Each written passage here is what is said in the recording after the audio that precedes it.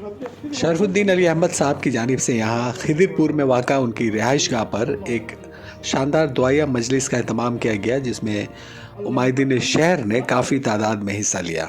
मौलाना महमूदुल हसन साहब ने तकरीर की और मुल्क की मौजूदा सूरत हाल पर तशवीश का इजहार करते हुए लोगों से मोहब्बत और भाईचारे को आम करने की अपील की। वाज़ह रहे कि शरफुद्दीन अली अहमद साहब और उनके भाई फ़खरुद्दीन अली अहमद साहब ने मिलकर अपने वालिद मरहूम शौकत अली अहमद के इसाले सवाब के लिए इस दुआया मजलिस का एहतमाम किया था। इस प्रोग्राम में मुख्तार साहब, एजाज साहब और मस्जिद कमेटी के तमाम मेंबरान मौजूद थे।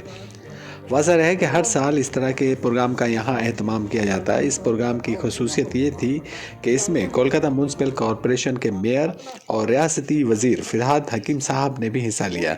वैसे शरफुद्दीन अली अहमद साहब के तमाम घरेलू प्रोग्राम में वक्त रहने पर मेयर साहब ज़रूर हिस्सा लेते हैं। इस बार भी उन्होंने इस प्रोग्राम में हिस्सा लिया और काफ़ी देर तक मौजूद रहकर लोगों के साथ बातचीत की। इस मौका पर मौलाना महमूदुल हसन साहब ने तकरीर की। आइए उनकी बातें सुनते हैं, उन्होंने इस मौका पे क्या कहा। मौलाना साहब, आज जो मुल्क में जो सूरत हाल है, सलमान अजहरी को जिस तरह से अरेस्ट किया गया, आज बरेली में जैसे जुलूस निकाले गए, इसके अलावा जो हल्द्वानी में जो मस्जिद और मदरसे जिस तरह से बुलडोज़र चलाया गया, क्या लगता है मुल्क किधर जा रहा है और मुसलमानों के जो हालात हैं वो किस कदर, इस पर थोड़ा सा रोशनी डाल देते हैं।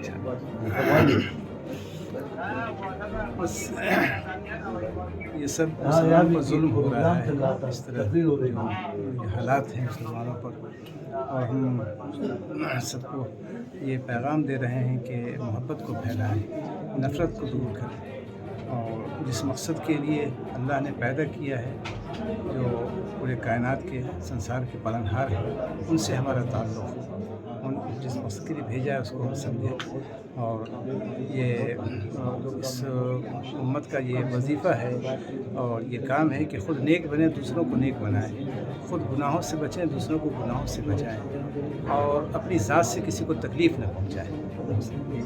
ये आप सल्लल्लाहु अलैहि वसल्लम का ये पैगाम है कि अच्छे मुसलमान बन के रहो। और वो मुसलमान, अच्छा मुसलमान वो है जिसकी ज़बान, उसके हाथ के शब्द से उसका पड़ोसी महफूज। मुसलमान कभी दहशतगर्द नहीं हो सकता है।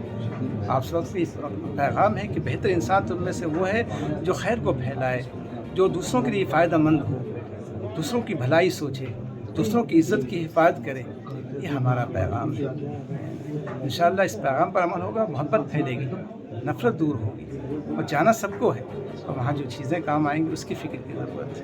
तो ये नफ़रत जो है ये आप नहीं फैला रहे हैं, ये सामने वाला फैला रहा है, तो उनके लिए कैसे उनको आप अपने तरफ मोल्ड करेंगे, अपने तरफ ये?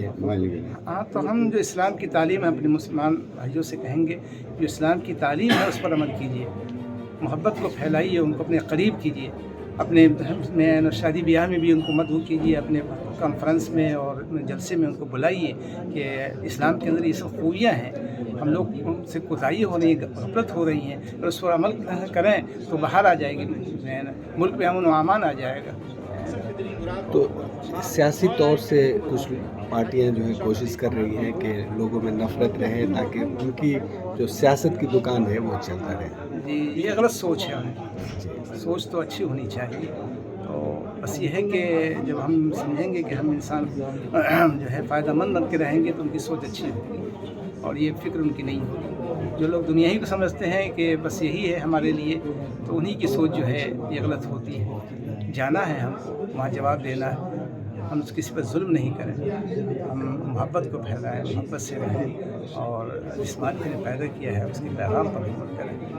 कभी कभी सूरत हाल ऐसे हो जाए कि लोग आपके जान के लाले पड़ गए हैं, तो ऐसी सूरत में क्या कर सकते हैं?